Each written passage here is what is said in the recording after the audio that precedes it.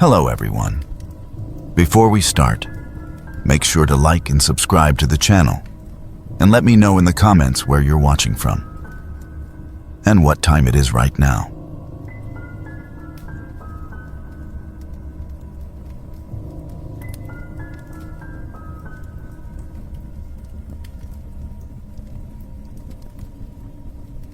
I used to spend my summers working at a bustling boardwalk amusement park along the Jersey Shore back in the late 90s.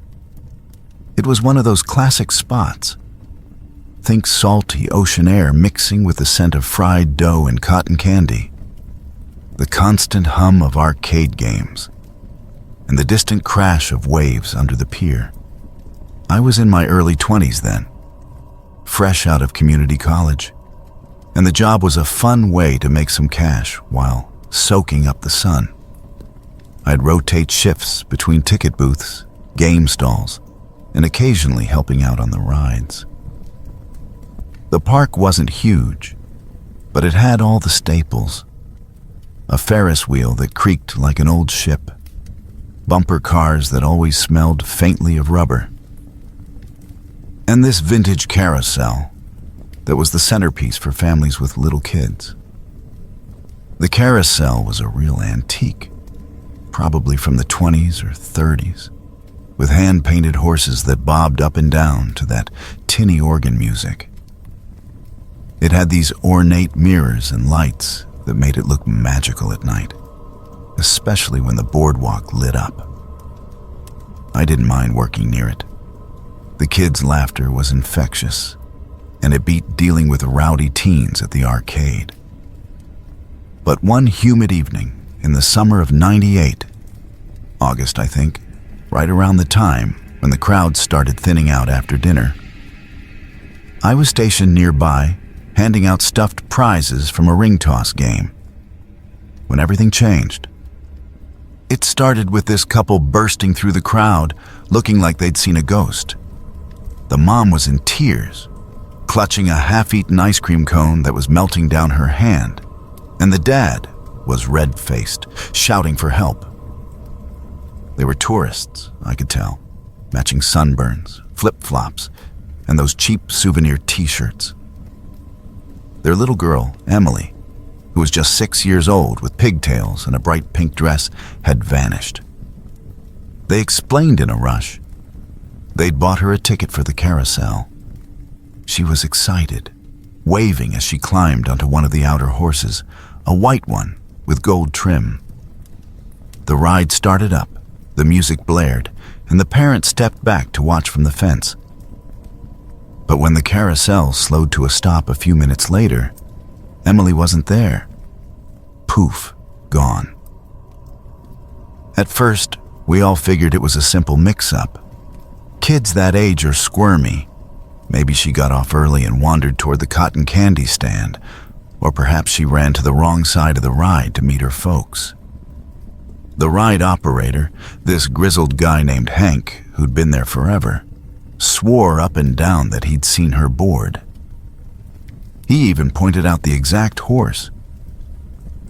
Little blonde thing, pink dress? Yep, she was right there, he grumbled, wiping sweat from his brow. We radioed security, and a couple of us started combing the area, calling her name over the speakers. "Emily, Emily, your parents are looking for you." The parents were frantic, the mom sobbing into her husband's shoulder, repeating, "She was right there. I saw her waving." Things escalated when our basic search turned up nothing. The park manager shut down the carousel immediately. No arguments there, and called in the local police. While we waited for them, security pulled the surveillance footage from the cameras mounted around the ride. Back then, it was grainy VHS stuff, not the high-def digital we have now. But it covered the entrance and a few angles of the platform. We huddled in the tiny security office, a stuffy room that smelled like stale coffee and cigarette smoke, and rewound the tape. What we saw sent a chill down my spine at first. The video clearly showed Emily skipping up the steps, her parents helping her onto the horse. she giggled, gripping the pole as the ride lurched forward. The carousel spun lazily, kids whooping on their mounts, the lights blurring in that hypnotic way. Then, the music wound down, the ride stopped, and every single kid hopped off, running to their families, except Emily. Her horse was empty. No sign of her slipping off mid-ride, no one approaching her. It was like she'd dissolved into thin air. The parents broke down right there in the office, the mom wailing, "That's impossible. Where is she?" The cops arrived within 20 minutes. 2 officers from the local precinct, looking serious but calm, like they'd handled lost kids before. They took statements from everyone. The parents, Hank, me, a few bystanders. The whole park was put on lockdown for a search. We checked every nook, under benches, behind food carts, even the trash bins and the shadowy areas under the boardwalk. Flashlights swept the sand, and they brought in a K9 unit that sniffed around the carousel. Nothing. No footprints leading away, no discarded pink dress. The media got wind of it quick. By morning, there were news vans parked outside, reporters interviewing anyone who'd talk. The investigation dragged on for days. The police reviewed that footage frame by frame, bringing in tech guys to enhance it. Turns out, there was a blind spot, a section where the camera angle dipped behind one of the carousel's support poles for a few seconds during each rotation. It wasn't much, but it was enough. They theorized that someone could have timed it perfectly. A quick grab during that blind moment, maybe a park employee or a stranger blending into the crowd. But who? We all got questioned, polygraphs even. Hank was cleared first. He'd been at the controls the whole time. Me? I was just a summer kid with no record. Weeks turned into months, and the case went cold for a bit. The park reopened the carousel after inspections found nothing wrong mechanically. No hidden compartments or loose panels. But the rumors started flying among the staff. Some folks swore that late at night, after closing when the boardwalk was empty and the waves were the only sound, you'd hear faint giggles echoing near the ride, like a child's laughter, soft and playful. I heard it once myself, during a late shift when I was locking up the gates. It stopped me cold, hair on my arms standing up. But I chalked it up to the wind whistling through the carousel's pipes, or maybe an echo from the ocean. Exhaustion plays tricks on you after a long day. Then, about a year later, there was a break. Turns out, Emily hadn't vanished into some supernatural void. The police got a tip from an anonymous caller, someone who'd seen a similar-looking girl with a distant relative of the family, an uncle on the father's side who'd been estranged due to some bad blood. It was a custody thing, gone horribly wrong.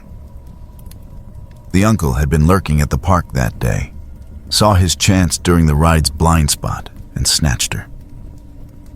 He'd dressed like a maintenance worker, blended in, and spirited her away in the chaos. The footage glitch? Just unfortunate timing with the camera angle. No editing, no mystery. Just a human predator exploiting a flaw. Emily was found safe in a small town upstate, living under a different name. She'd been told her parents didn't want her anymore. A cruel lie to keep her quiet. The reunion made the news. Tearful hugs, the parents overjoyed. The uncle went to prison for kidnapping, and the park beefed up security. More cameras, better lighting. Staff training on spotting suspicious behavior. I quit the job not long after that summer. Went back to school full-time. But I still think about that night sometimes. It taught me how fragile things are. How a fun family outing can turn into a nightmare because of one person's malice. No ghosts, no curses. Just the scary reality of the world. The carousel's still there, I hear, spinning away for new generations of kids. And those giggles? Probably just the wind, like I said. Or maybe the sound of relief that it all worked out in the end.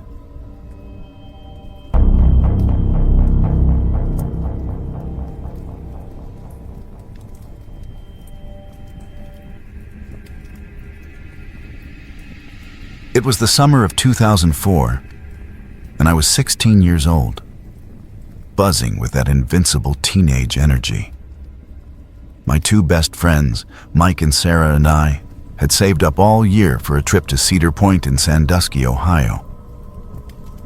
The self-proclaimed roller coaster capital of the world. We'd piled into Mike's beat-up Honda Civic, blasting early 2000s punk rock on the drive from Cleveland, hyped for a full day of thrills, greasy park food, and zero adult supervision. The sun was beating down hard when we pulled into the massive parking lot, the air thick with the scent of Lake Erie and funnel cakes. Little did I know that amid all the screams of delight from the coasters, there'd be a different kind of unease creeping in.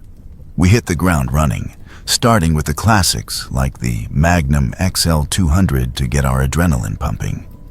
The lines were long, as they always are on a peak weekend, but we didn't mind, chatting about school drama and debating which ride would make Sarah puke first. It was during one of those waits, maybe for the Raptor, that I first spotted him. He was an older guy, probably in his mid-40s, standing a few groups behind us in line. Average build, wearing faded blue jeans, a plain white t-shirt, and a red baseball cap, pulled low over his eyes. Nothing about his clothes screamed weird, but his face. Man, his face was off. He had this grin stretched across it, ear to ear, like he'd just heard the funniest joke in the world and couldn't stop. His eyes were wide, unblinking, fixed straight ahead. No phone in his hand, no friends around him. He was just there, alone, smiling like a mannequin come to life. At first, I brushed it off. Amusement parks attract all kinds, right? Eccentrics, loners, people letting loose. But as we boarded the ride, I glanced back and saw him climbing into the very last car by himself. During the ascent, I twisted around just enough to catch him again. That same frozen grin, not reacting to the drops or loops like everyone else. He wasn't screaming or laughing. He was just watching, staring at the riders ahead, his head swiveling slowly as if cataloging every face. We shook it off after the ride, high-fiving and heading to the next one, the Millennium Force. But there he was again, queuing up not far from us. Coincidence, maybe. The park's layout funnels people in similar directions. Still, it nagged at me. Sarah noticed him too and whispered, "That guy's smile is giving me the creeps. It's like he's auditioning for a horror movie." Mike laughed it off, calling us paranoid, but I could tell he was glancing over his shoulder more often. The pattern continued through the afternoon.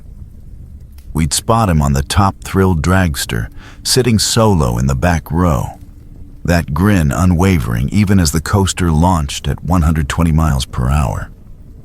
Then at the food court near the midway, where we grabbed some cheese fries and lemonade to refuel. He was there, lingering by a trash can, not eating, just scanning the crowds. His eyes seemed to lock on families with kids, following their movements with that unnatural smile. It felt predatory, like a shark circling in shallow water. The tipping point came around 3 p.m. We were near the kiddie area, taking a breather while Sarah texted her mom. That's when we saw him approach a little girl, maybe 6 or 7 years old, who was standing a bit apart from her parents while they ordered cotton candy. He walked right up to her, slow and deliberate, then leaned down close, his grin widening even more, if that was possible. The girl froze, and her parents whipped around just in time. The mom let out a blood-curdling scream, yanking her daughter back, while the dad shouted, "Get away from her!" A crowd formed instantly, and 2 security guards in yellow polos came running from a nearby booth. The guy straightened up, still smiling, and backed away without a word. But as the guards closed in, he melted into the throng of people heading toward the Ferris wheel. 1 second he was there, the next, gone. The parents were hysterical, demanding the guards find him. But with thousands of visitors, it was like searching for a needle in a haystack. We were rattled after that. Sarah wanted to leave, but Mike and I convinced her to stick it out for a couple more rides. The park felt different now. The joyful chaos tainted by this shadow.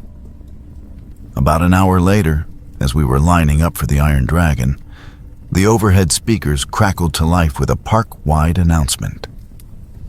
A calm but urgent voice described a missing 12-year-old boy.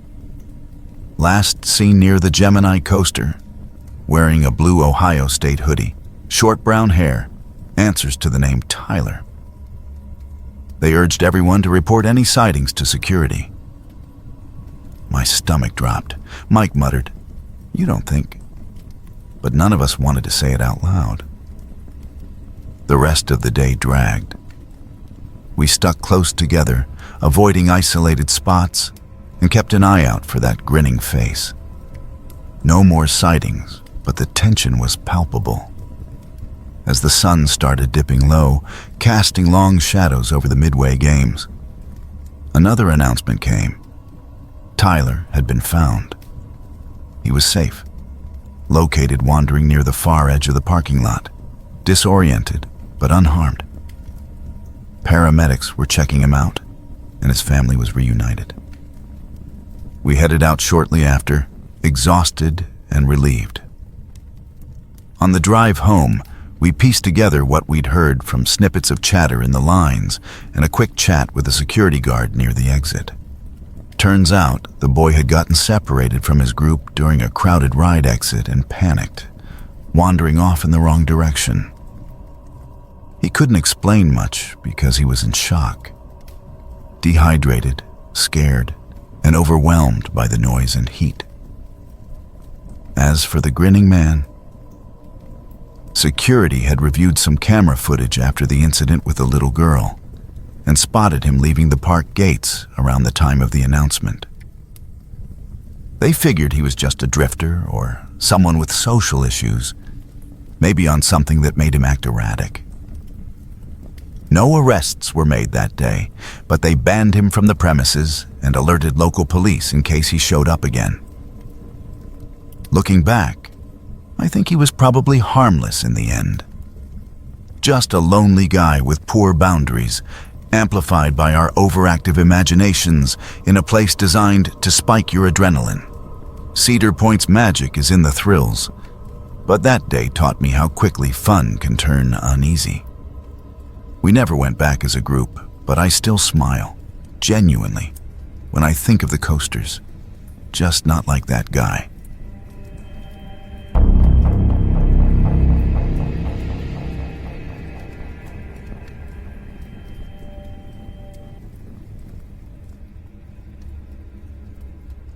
It was the summer of 2005, and I had just turned 16. My family lived in a small town outside Chicago, and like a lot of kids in Illinois back then, I was obsessed with anything that broke the monotony of cornfields and high school drama. That year, a traveling carnival rolled into town, the kind with rickety rides, overpriced cotton candy, and games that were probably rigged. It set up in the fairgrounds on the edge of town, all flashing lights and blaring music that promised a good time. I convinced 2 of my closest friends, Sarah and Mike, to come with me one evening. We were inseparable that summer, always looking for cheap thrills, and the carnival seemed perfect. We spent the first hour wandering around, riding the Ferris wheel and trying our luck at the ring toss. But what really caught my eye was the fun house. It was one of those classic setups, a trailer converted into a maze of distorted mirrors, strobe lights, and cheesy decorations. The outside was plastered with garish clown faces, their painted smiles stretched too wide, promising endless laughs and screams. My friends weren't into it. Sarah said it looked too kiddie, and Mike was more interested in the bumper cars, so I decided to go in alone. "I'll be quick," I told them, handing over my ticket to the board attendant at the entrance. They waved me off and headed to grab some funnel cakes while they waited. Inside, the air was stuffy and smelled like old popcorn mixed with dust. The mirrors warped everything. My reflection stretched tall and skinny in one, squat and wide in another. Clown props were scattered throughout. Mannequins in polka dot suits, oversized shoes propped against walls, and fake heads with curly wigs dangling from the ceiling. The soundtrack was a loop of maniacal laughter and circus music that echoed off the walls, making it hard to tell what was real and what was just the ambience.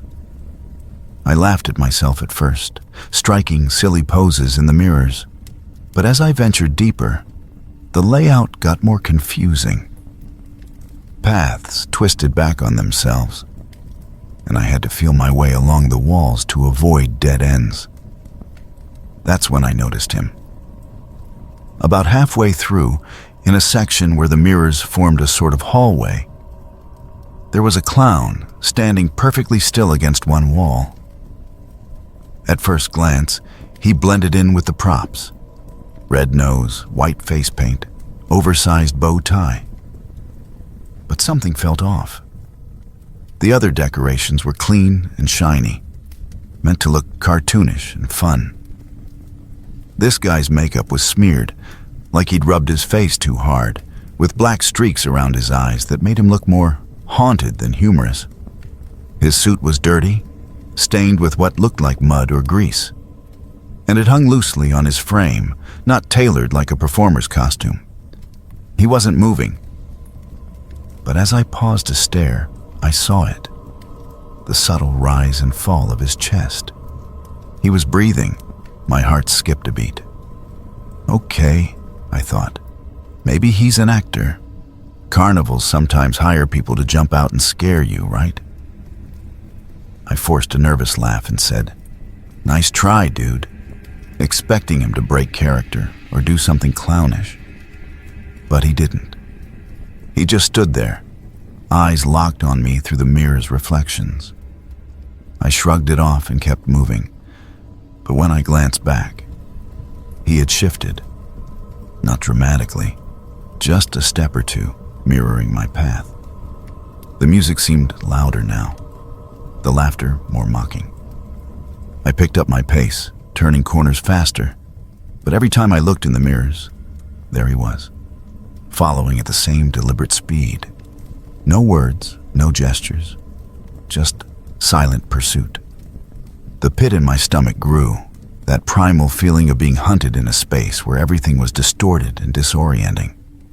Panic set in, and I bolted for the exit, my sneakers squeaking on the worn floorboards, bumping into mirrors as I went. I burst out into the evening air, gasping, and spotted Sarah and Mike a few feet away, munching on their snacks. "Guys, there's someone in there," I blurted out, my voice shaking. A clown, but not like the props. He followed me the whole way. Before they could respond, I turned back, and there he was. The clown had emerged from the exit, standing just outside the doorway. He didn't approach us. He just stared, his smeared face expressionless under the carnival lights. Up close, he looked even more out of place. Middle-aged, maybe, with unkempt hair peeking out from under a wilted hat. Sarah dropped her funnel cake, and Mike stepped forward like he was ready to confront him. But the guy didn't react. He just watched us for what felt like an eternity, then slowly turned and walked away, disappearing into the crowd toward the back of the carnival grounds. We didn't waste time. We flagged down a staff member, a burly guy running the ticket booth, and told him what happened. He looked genuinely confused, radioing over to the funhouse operator. "We don't have anyone stationed inside," he said, scratching his head. "It's just mirrors and props. No live actors in that one. Too much liability." A couple of other workers joined him, and they went in to check, shining flashlights into the corners. They came out empty-handed. No sign of the guy, no hidden doors or anything. They even pulled up the carnival's employee roster on a clipboard, confirming no one matched that description. The manager apologized profusely, comping us some ride tickets, but I could tell they were spooked too. They suggested we report it to the local police if we felt unsafe. But since nothing happened beyond the following, we just decided to leave for the night. The fun was ruined anyway. On the drive home, I couldn't shake it. Sarah and Mike tried to rationalize it. Maybe a drunk fairgoer who wandered in, or some weirdo playing a prank. But it nagged at me. A few days later, I hopped online, back when forums like Reddit were just starting to gain traction, and searched for the carnival's name. Turns out, I wasn't alone. In a thread on a local Illinois message board, a few other people from nearby towns where the carnival had stopped reported similar sightings. A creepy clown tailing them through attractions, always silent, always vanishing before staff could intervene. One person even snapped a blurry photo on their flip phone, showing a figure that matched what I'd seen. Speculation ranged from a disgruntled ex-employee to a homeless guy sneaking around for shelter. Eventually, the mystery got cleared up in a mundane way. About a week after our visit, the local news ran a short story. The carnival had reported a series of minor thefts, food from vendors, small items from booths, and police arrested a man matching the clown description, squatting in an unused trailer on the grounds. He was a transient named Robert Klein, in his 40s, with a history of petty crimes and mental health issues. He'd stolen an old costume from storage to blend in while he scavenged, but apparently got a kick out of lurking in the fun house to watch people's reactions. No violent intent, just poor judgment amplified by whatever demons he was dealing with. The carnival beefed up security after that, and Klein got community service and mandatory counseling instead of jail time. It wasn't some grand horror story, just a sad reminder that real life can be unsettling without needing ghosts or monsters. Looking back, I'm glad it ended there. Grounded in reality, even if it gave me nightmares for months. I still avoid funhouses, though. Some lessons stick.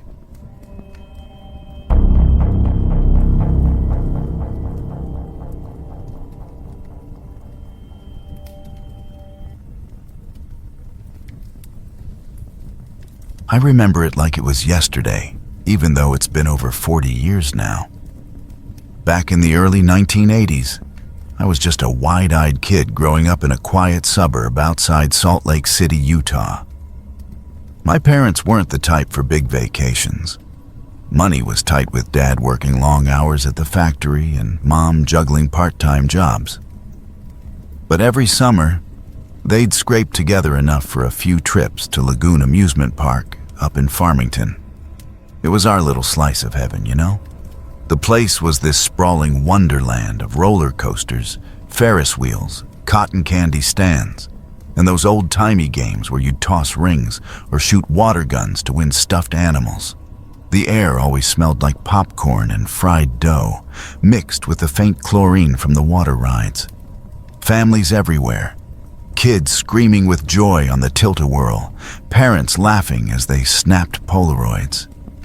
It felt safe. Like nothing bad could ever happen in a place built for fun.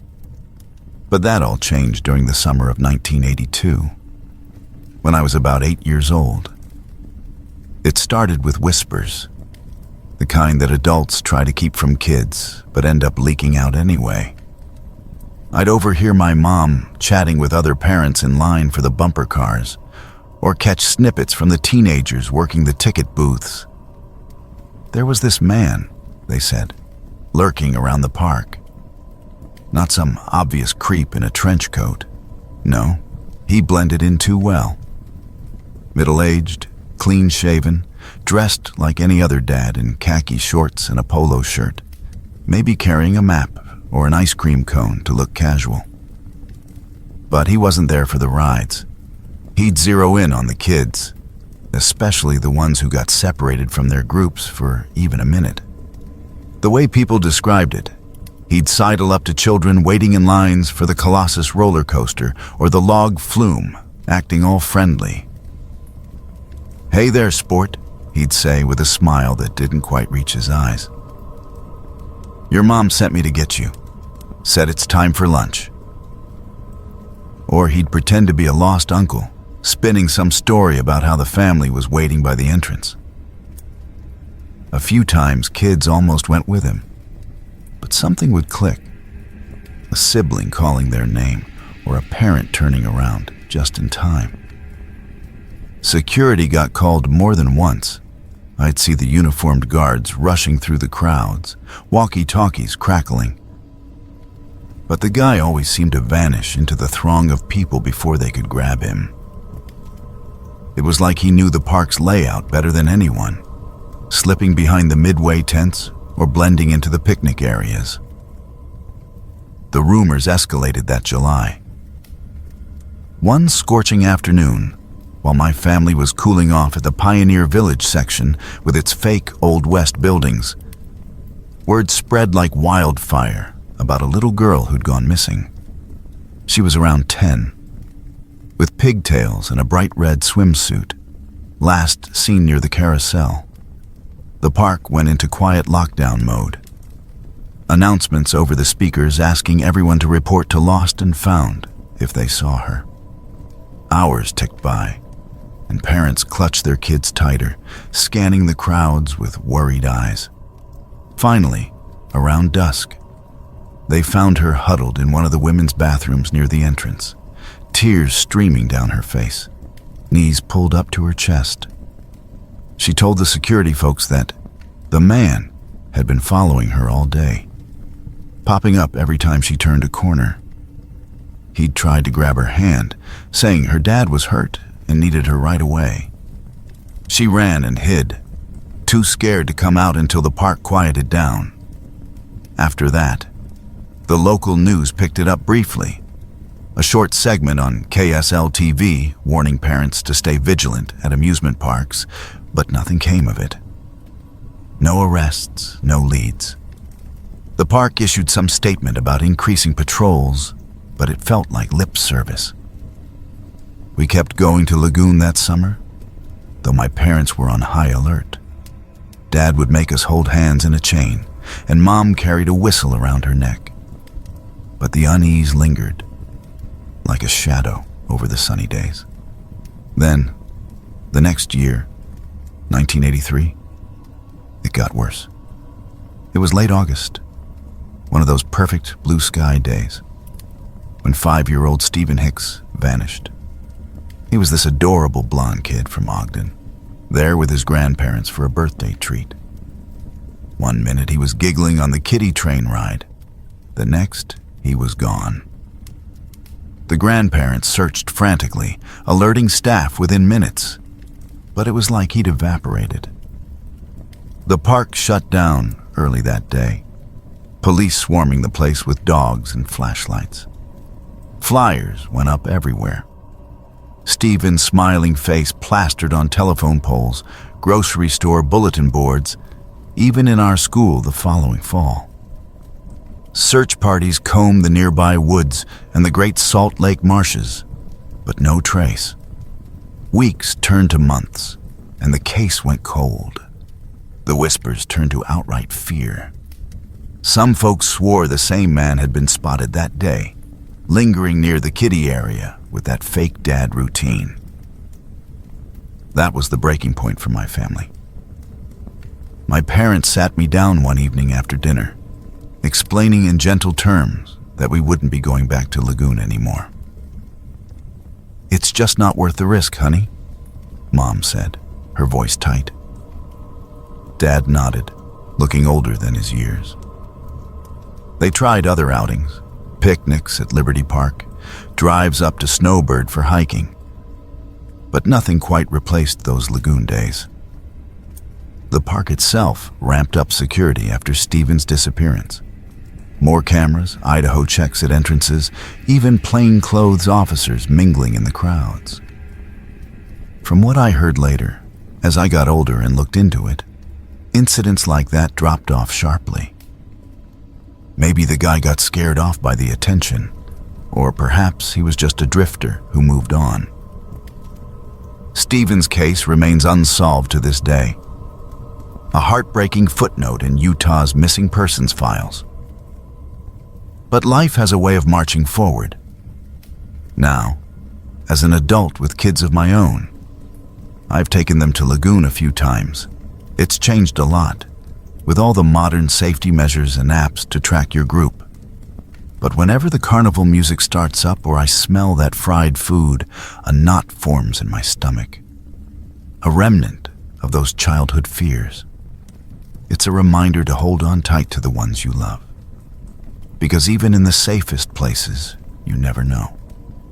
Still, we've made new memories there, turning the page on the past.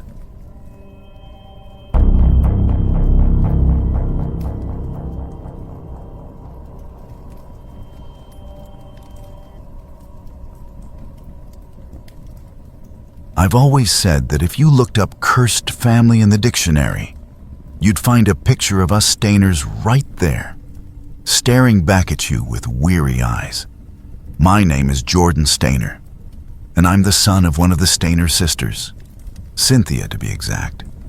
Growing up in Merced, California, our family gatherings were equal parts love and shadow, thanks to the unimaginable things that happened to my uncles.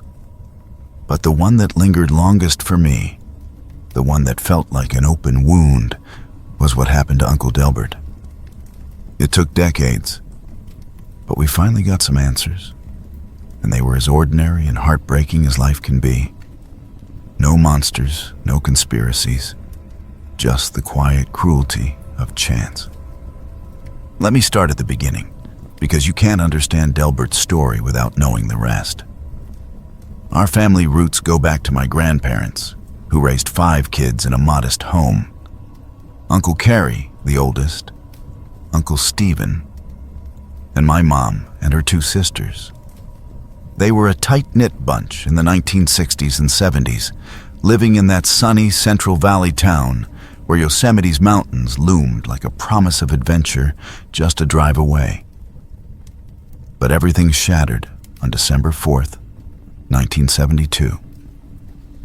That's when Uncle Stephen, just 7 years old, was walking home from school. A man named Kenneth Parnell approached him, spinning a tale about needing help for a church donation. Stephen, being the trusting kid he was, got into the car. And just like that, he was gone. For 7 long years, the family searched. Posters everywhere, news stories fading over time, but the pain never did. Parnell renamed him Dennis Parnell, moved him around, enrolled him in schools, and subjected him to horrors I won't detail here. Abuse that no child should endure. Stephen later said he stayed because Parnell convinced him his family didn't want him anymore. But in February 1980, when Parnell kidnapped another boy, 5-year-old Timmy White, something in Stephen snapped. He couldn't let it happen again. On March 1st, He waited until Parnell was out in Antastest, grabbed Timmy, and hitchhiked them both to safety in Ukiah. Stephen walked into a police station and said, "I know my first name is Stephen." He was 14 by then, a stranger to his own family in some ways, but a hero to the world. The reunion was bittersweet. Stephen came home to fanfare, interviews, a book deal, even a TV movie in 1989 called I Know My First Name is Stephen, starring Corin Nemec as him. But readjusting was brutal. He struggled with the trauma, the media glare, the whispers at school. Still, he built a life. Married Jody Edmondson, had 2 kids, Ashley and Stephen Jr. He worked odd jobs, including at a pizza place, and tried to embrace normalcy. Yosemite became a refuge for him. He'd hike there, finding peace in the granite cliffs and sequoias. Tragically, that peace was short-lived. On September 16, 1989, riding his motorcycle home from work, he collided with a car that pulled out in front of him. He was 24, gone just like that. The family was still reeling from Stephen's death when the next blow came, a decade later. Uncle Carrie had always been the quiet one. Tall, artistic, worked as a handyman at the Cedar Lodge Motel just outside Yosemite. He loved the park, sketching its landscapes. But he carried his own scars from Stephen's kidnapping. In 1999, the news hit. Carrie was arrested for the murders of 4 women. Carol Sund, her daughter Julie, their friend Silvina Palazzo, and a naturalist named Joey Armstrong. They called him the Yosemite Killer. The details were gruesome. Strangulations, beheadings, bodies dumped in remote spots. Carrie confessed, claiming voices told him to do it. But the trial painted a picture of a man broken by untreated mental illness, perhaps exacerbated by the family's past traumas. He was convicted and sentenced to death in 2002. He's still on death row in San Quentin, though California's moratorium means he'll likely die of old age first. With all that weighing on us, you'd think we'd had enough. But in the summer of 1988, the year before Stephen's accident, another shadow fell. Uncle Delbert disappeared. Delbert was my great-uncle, actually, Grandpa's brother, who'd moved in with the family after his wife passed away young. He was in his late 50s then, a sturdy guy with a mustache like a broom bristle, always wearing flannel shirts and telling corny jokes to lighten the mood. He'd been a logger in his younger days, then a mechanic, but health issues had slowed him down. High blood pressure, a bum knee from an old injury. Still, he was the glue at family events, organizing barbecues and trips to keep everyone's spirits up. That August, we decided on a day out to shake off the lingering ghosts of Stephen's ordeal. Yosemite was too raw for some, so we picked a small fairground just outside the park's western entrance, near El Portal. It was one of those pop-up summer carnivals. Nothing fancy, just a dusty lot with a Ferris wheel creaking in the breeze, bumper cars rattling, and stands selling cotton candy, funnel cakes, and greasy corn dogs. The air smelled like popcorn and diesel from the generators. Kids laughed on the tilt-a-whirl, and a local band played covers of 80s hits on a makeshift stage. We arrived around noon. Me, I was about 12.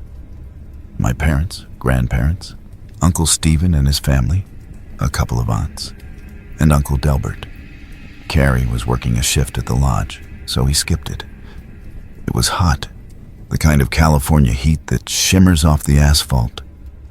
We rode the rides, played games. Stephen won a stuffed bear for his daughter by knocking down milk bottles.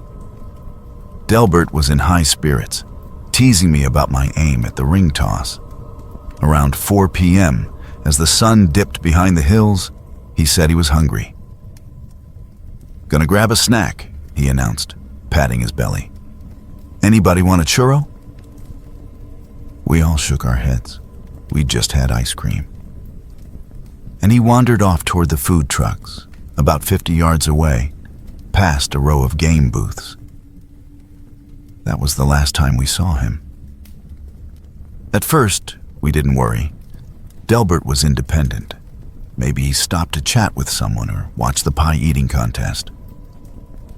But after 30 minutes, then an hour, alarms set in. We fanned out, calling his name, checking the parking lot where his old Ford pickup was still parked. No sign. The fairground staff helped search the grounds, peering under rides and in trailers. By dusk, we called the police. Mariposa County sheriffs arrived, took statements, combed the area with flashlights. They found nothing.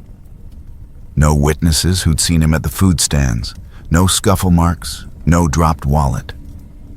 It was like he'd vanished into thin air. The days blurred into weeks of agony. Flyers with Delbert's photo went up from Merced to Yosemite Village. Search parties scoured the nearby woods and riverbanks. The Tuolumne River runs close by, swift and unforgiving. Helicopters buzzed overhead. Dogs sniffed trails that led nowhere. The media latched on because of our family name. Another Stainer tragedy? Headlines screamed, linking it to Stephen's kidnapping, speculating wildly. Was it a copycat abductor? Foul play tied to old enemies? Or just bad luck? Uncle Stephen was distraught, blaming himself somehow, as if the family's curse radiated from him. We wondered too, if it was connected, or if we were just magnets for misfortune. Months turned to years. No body, no leads. The case went cold. We held a memorial in 1990. After Stephen's death added more grief. But it felt hollow, without closure. Life trudged on. Carrie's arrest in '99 reopened old wounds, making us question everything. Did the family's pain drive Delbert away? Had he chosen to disappear, overwhelmed by it all? I grew up, moved to Fresno for work. But I drive by that fairground site sometimes. It's a vacant lot now, and feel the ache. Then, in 2015, closure came unexpectedly. Hikers in the Stanislaus National Forest, about 2 miles from the old fairground, stumbled on human remains tangled in underbrush near a ravine. Animals had scattered them, but enough was intact for DNA testing. The Mariposa County coroner ran it through databases, and it matched Uncle Delbert.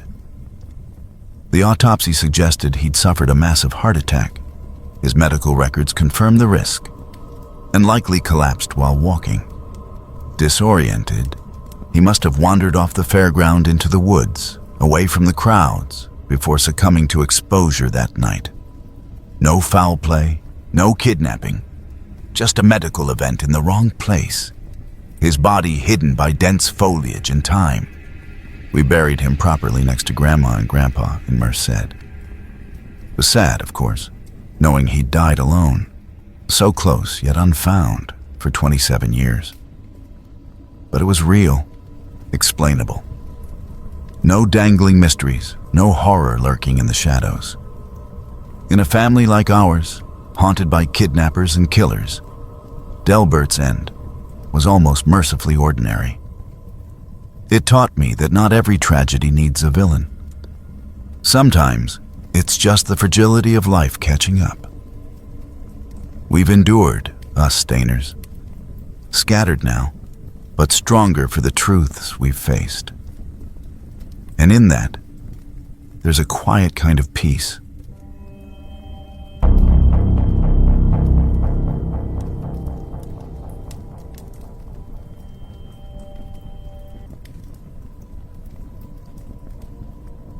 I remember it like it was yesterday, even though it's been over a decade now.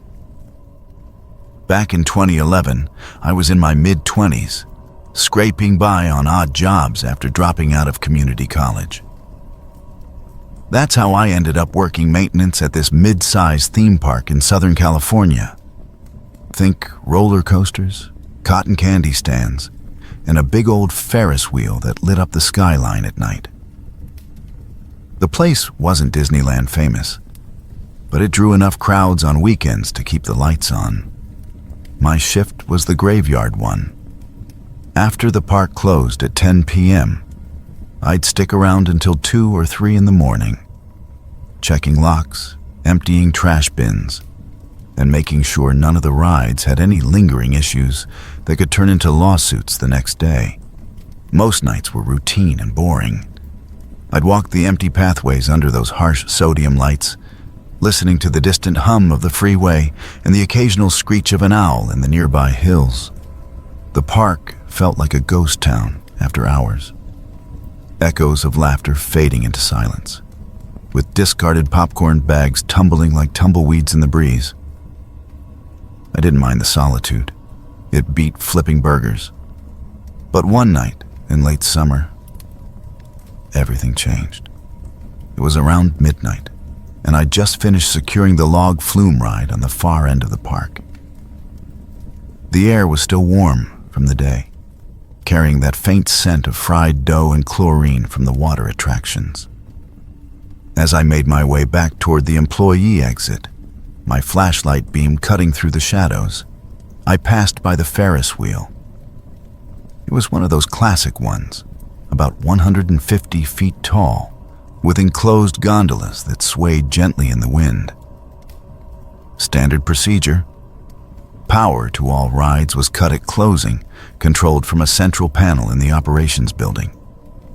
No exceptions, to save on electricity and prevent accidents. But as I approached, something caught my eye. The wheel was turning, slowly, almost imperceptibly, like it was being cranked by hand. No lights, no music, just the faint creak of metal against metal in the quiet night. My first thought was a malfunction, maybe a backup generator kicking in by mistake.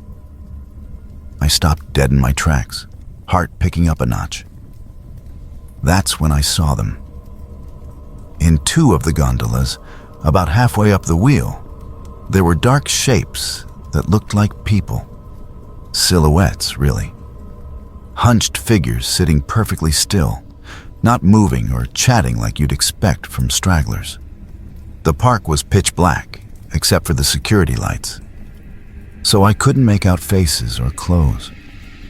Just these ominous outlines against the starry sky. I felt a chill run down my spine, despite the warm air. "Hey!" I shouted, my voice echoing off the empty booths. "Park's closed. You need to get down from there." No response.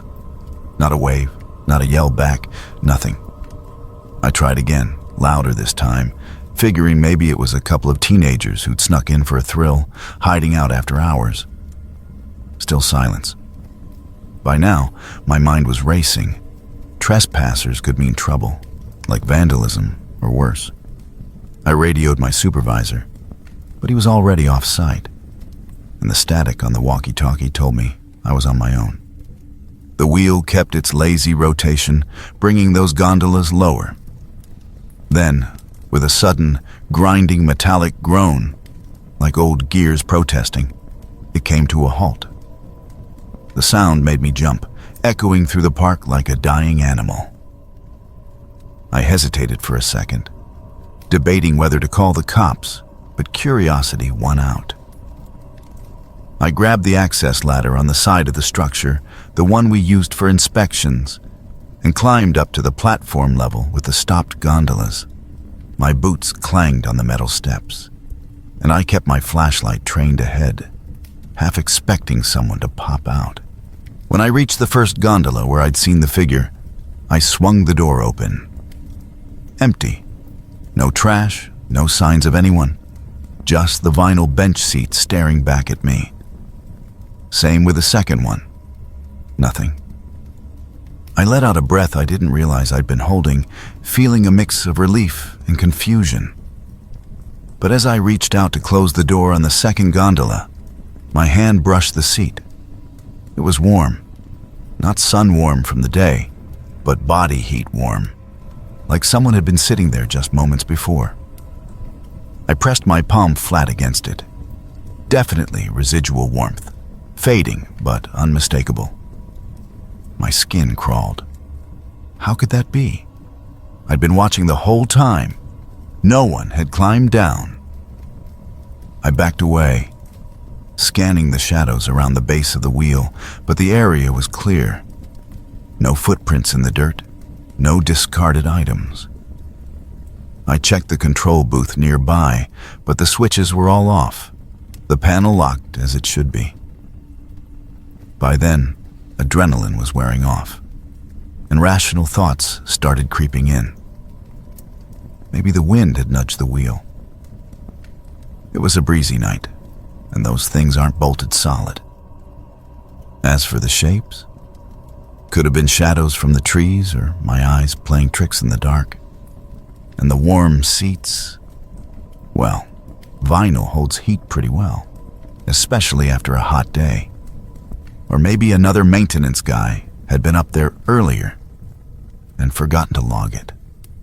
I finished my rounds that night in a hurry, keeping my distance from the Ferris wheel, and reported it in the logbook as a possible wind-induced movement, needs inspection. The next day, the mechanics checked it out and found a loose bearing that might have allowed some free rotation. No big deal, they said. Happens with older rides. As for the warmth, they shrugged it off as ambient temperature. I didn't push it. Didn't want to sound like the new guy jumping at ghosts. I stuck around for a few more months, but that incident lingered in my mind. Every night shift after that, I'd take the long way around to avoid the wheel, just in case. Eventually, I quit for a better-paying gig at a warehouse. No regrets. Looking back, it was probably nothing more than a glitch and my overactive imagination. Theme parks are full of creaks and shadows. Turns out, the real scares come from the living, not the empty night.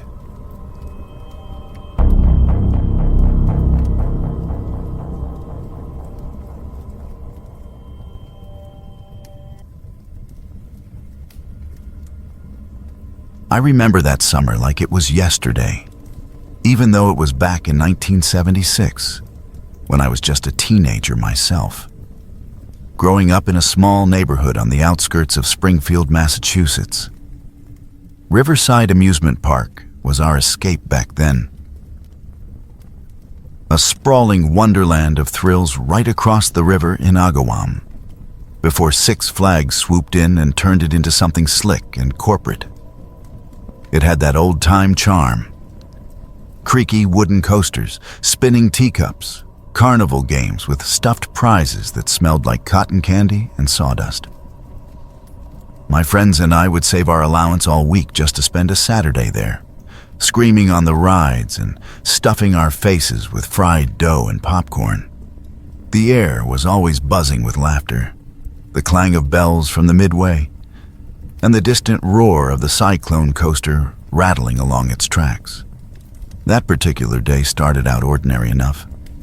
It was a hot August afternoon, the kind where the sun beats down relentlessly, and everyone's sticky with sweat but too excited to care. I was there with my cousin Jenny and a couple of girls from school. We'd ridden the bumper cars twice already and were lining up for the wooden coaster, the big one, with its steep drops that made your stomach flip. The line was long, snaking back through the shade of some old oaks, families chattering away, kids bouncing on their toes. That's when I first noticed the family ahead of us. A mom and dad with two little girls, maybe 8 and 10 years old. The younger one had pigtails and a bright red sundress, clutching a balloon shaped like a clown. She was giggling, pointing at the coaster cars zooming overhead. We were about halfway through the wait when things started to feel off. The girl in the red dress. She'd been right there, holding her mom's hand 1 minute. Then suddenly, she wasn't. Her mother turned around, calling her name softly at first. "Emily? Emily, where'd you go?" But no answer. The dad scanned the crowd, his face going pale. They stepped out of line, pushing through people, asking if anyone had seen her. Whispers rippled back. "A little girl's missing." My heart started pounding. I remember clutching Jenny's arm, thinking how easily that could happen in a place like this, with all the crowds and distraction. Before long, the park staff got involved.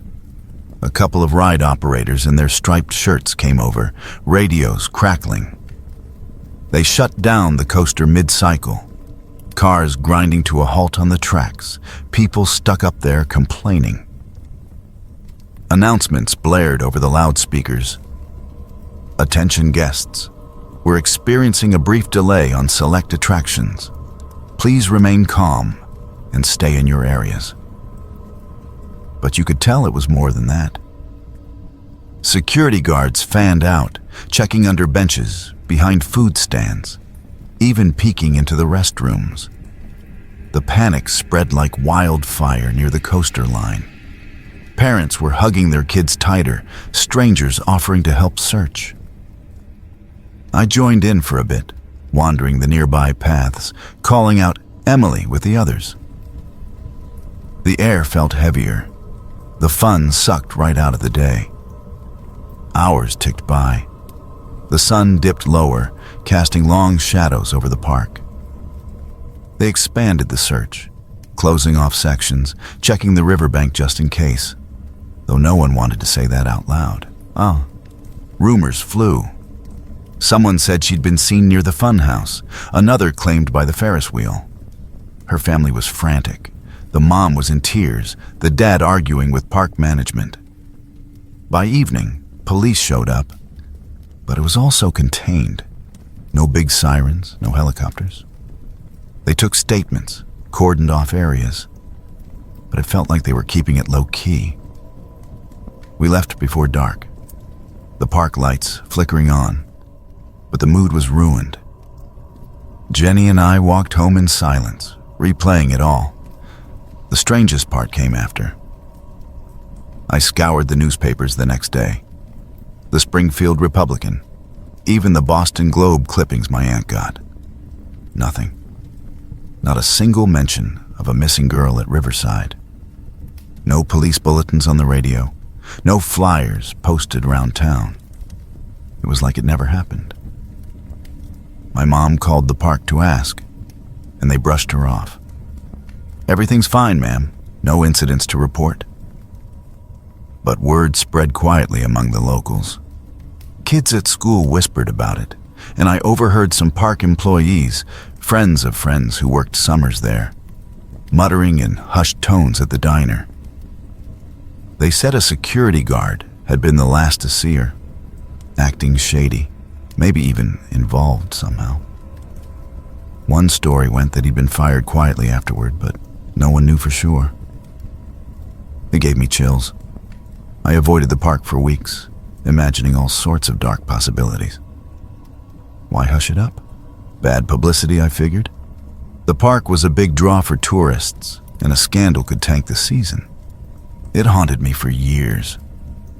Every time I'd pass by Riverside on the way to something else, I'd think of that girl in the red dress. But as I got older, married, had kids of my own, I started digging a bit. In the early 90s, with the internet just starting up, I reached out to some old contacts and even wrote to the park's archives after Six Flags took over. Turns out, the missing girl wasn't missing at all. Not in the way we'd feared. Emily had wandered off during the line wait, drawn by a balloon vendor down a side path. She got turned around in the crowd and ended up at the lost and found booth near the entrance. Scared but safe. A staff member found her within an hour, but by then the panic had escalated. and the family was already in full search mode. The park reunited them quickly, but to avoid lawsuits or negative press, especially with the coaster's shutdown causing backups, they downplayed the whole thing. No official report was filed because she was located so fast. It was treated as a routine lost child incident. As for the security guard, pure gossip. He was the one who actually spotted her and brought her to the booth. But rumors twisted it because he was a gruff guy, not well liked by the seasonal staff. In reality, he got a quiet commendation, not fired. The lack of news? Parks back then were pros at managing their image. They comped the family's tickets and sent them home happy. It was all just a big misunderstanding amplified by a chaotic day and small-town whispers. Looking back, it taught me how fear can snowball, turning a simple mix-up into something that lingers for decades. Riverside's gone now, rebranded and modernized. But I still smile thinking of those summers, thrills and all, without the shadows.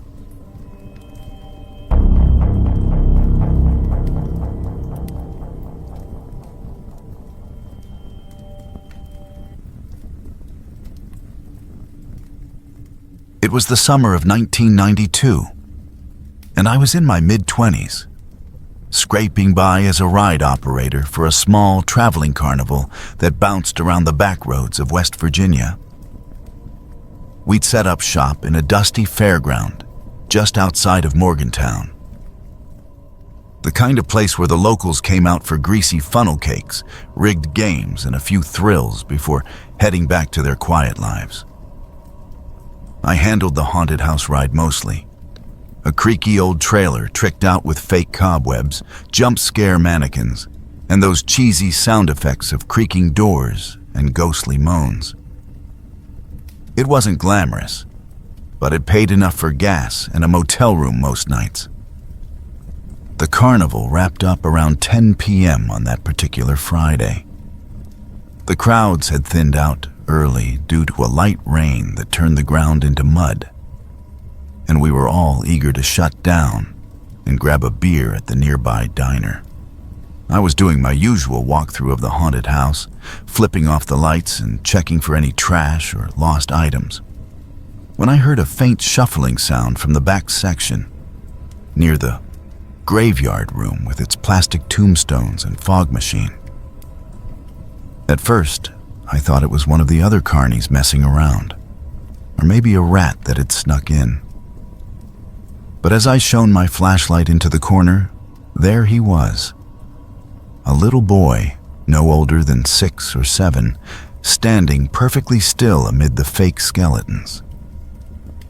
He had messy brown hair that looked like it hadn't seen a comb in days, wearing a faded red t-shirt, shorts that were a size too big, and scuffed sneakers with no socks. His face was smudged with dirt, but his eyes, wide and dark, didn't show fear. He just looked confused, like he'd wandered into the wrong room at home. "Hey, kid," I said, keeping my voice calm so as not to spook him. "What are you doing in here? We're closed." He didn't run or cry. He just tilted his head slightly and stared back. I knelt down to his level. "Where's your mom or dad? You here with family?" He blinked a couple of times, then murmured, "Josh." That was it, just Josh. I figured that was his name, or maybe a sibling's, but he didn't elaborate. No tears, no panic. He seemed almost detached, like he was used to being on his own. I radioed the boss, a grizzled guy named Earl who'd been in the carnival game for decades, and he came over with a couple of the other workers. We coaxed the boy out of the ride, offering him a leftover cotton candy stick to hold, though he didn't eat it. He followed us without resistance, but he wouldn't say much more. Just repeated, "Josh," when we pressed him about his parents or where he lived. Earl decided we couldn't just let him wander off, so we called the local police. 2 officers showed up about 20 minutes later. A young guy fresh out of the academy and an older sergeant with a no-nonsense mustache. They took down our statements, asked the boy the same questions we had, but got the same minimal response. Josh didn't seem malnourished or hurt, but his clothes were worn, and he had that vague, lost quality about him that made your heart sink. The cops bundled him into their cruiser and headed to the station in town, promising to sort it out and let us know if they needed anything else. The next day, during setup, Earl got a call from the sergeant. Turns out, there were no missing child reports in the area that matched the boy's description. No frantic parents calling in, no alerts from neighboring counties. They'd checked databases, put out a bulletin, even snapped a photo, and showed it around to locals at the fairground entrance, but nothing. The kid had spent the night at the station under supervision, eating a sandwich from the vending machine and drawing pictures of what looked like carnival rides on some scrap paper. Social services was supposed to pick him up in the morning to place him in temporary foster care while they investigated further. But here's where it took a turn that still baffles me, though I've come to terms with it over the years. Sometime in the early hours, before dawn, the boy vanished from the station. The officers had him in a back room with a cot, door locked from the outside. But when they checked on him around 5 a.m., he was gone. No forced entry, no alarms tripped. Just an open window that was supposed to be secured, high enough that a kid his size would have needed a chair to reach it. But there it was, unlatched. They searched the building, the parking lot, even called in a K-9 unit, but no trace. It was like he'd slipped away into the night, quiet as a shadow. The police launched a full investigation, treating it as a possible runaway or even an abduction at first. But the evidence pointed to him leaving on his own. Footprints in the mud outside the window matched his sneakers, leading toward the woods behind the station before fading out. They combed the area for days, put up flyers with his photo, labeling him as Josh Doe, and alerted child welfare agencies across the state. Weeks turned into months, and still no leads. No family ever claimed him, no sightings reported. The carnival packed up and moved on to the next town, but I kept tabs through Earl, who stayed in touch with the sergeant. Looking back now, with the perspective of time and a bit more life experience, I figure Josh was probably a runaway from a rough home situation. Maybe neglectful parents who didn't bother reporting him missing. Or perhaps he was from one of those transient families that drift through Appalachia, off the grid. Kids that young can be surprisingly resourceful when they've had to fend for themselves. He might have hitched a ride or found his way to a relative we never knew about. The police eventually closed the case as unresolved, but not suspicious. No foul play, just a boy who didn't want to be found. I left the carnival life a couple of years later, settled down with a steady job in construction back in Ohio. But every now and then, especially on rainy nights, I think about that kid in the haunted house. I hope he found his way to somewhere safe. Maybe grew up okay under a different name. It's a strange world out there, full of lost souls. But most stories like his don't end in mystery. They just fade into the background, resolved in ways we'll never know.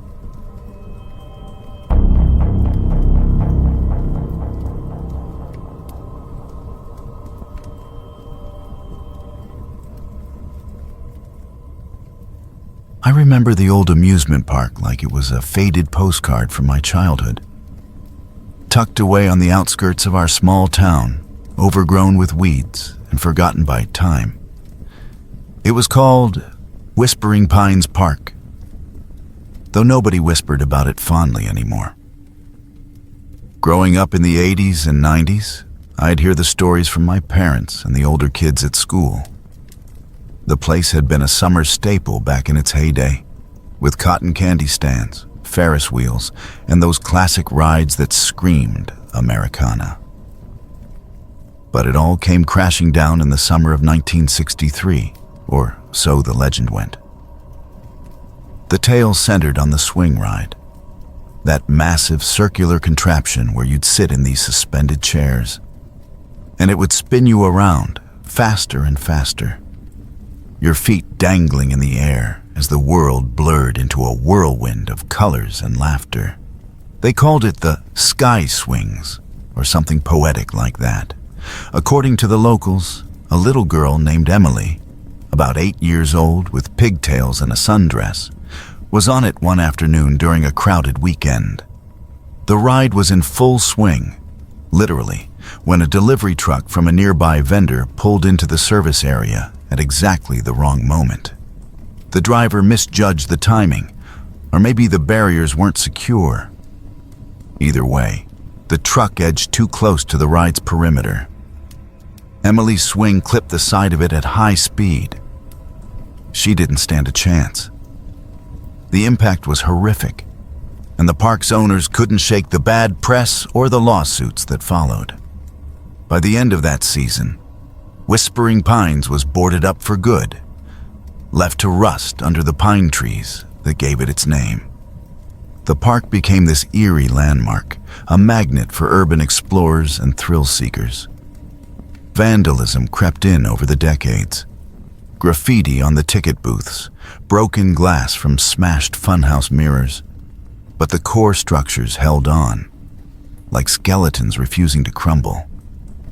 My friends and I would dare each other to sneak peeks through the chain-link fence as kids, but we never went inside. The stories evolved, of course. Whispers of ghostly laughter echoing from the carousel at midnight, or shadows flitting between the bumper cars. Emily's ghost was the star of it all, supposedly still swinging on that ride, waiting for someone to join her. Fast forward to about 5 years ago. I was in my late 30s by then, back in town visiting family after a rough divorce. I'd outgrown the superstitions, or so I thought, but curiosity got the better of me when I saw a flyer for a haunted history tour of the park. It was one of those organized things, run by a local historical society trying to drum up interest in preserving the site or turning it into a museum. For $20, you'd get a guided walkthrough at dusk, complete with flashlights and tales from the past. I figured it might be a fun way to reconnect with my roots, maybe snap some photos for nostalgia's sake. So I signed up, joining a group of about a dozen people, a mix of tourists, college kids, and a couple of locals like me. The tour started just as the sun was dipping below the horizon, casting long shadows over the cracked pavement and vine-choked midway. Our guide was this grizzled guy named Hank, probably in his 70s, with a thick beard and a voice like gravel.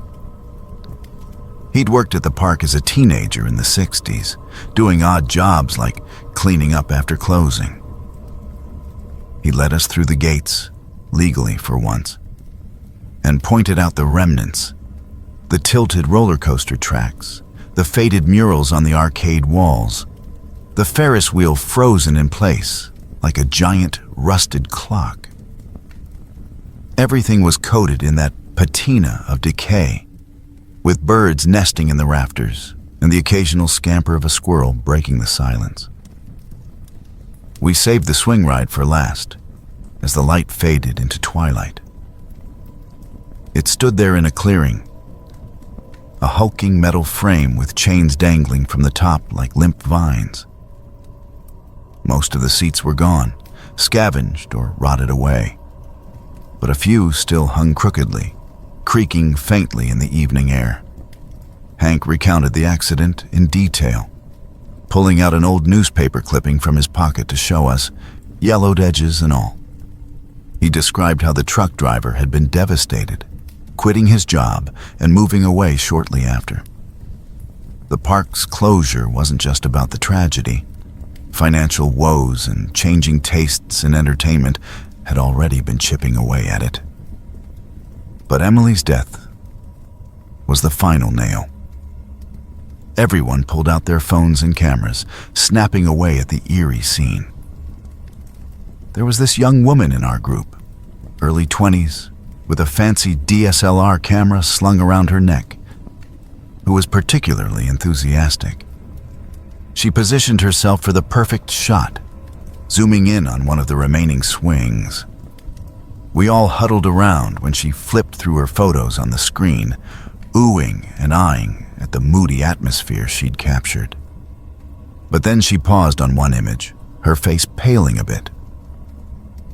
"Wait, look at this," she said, holding it up for us to see.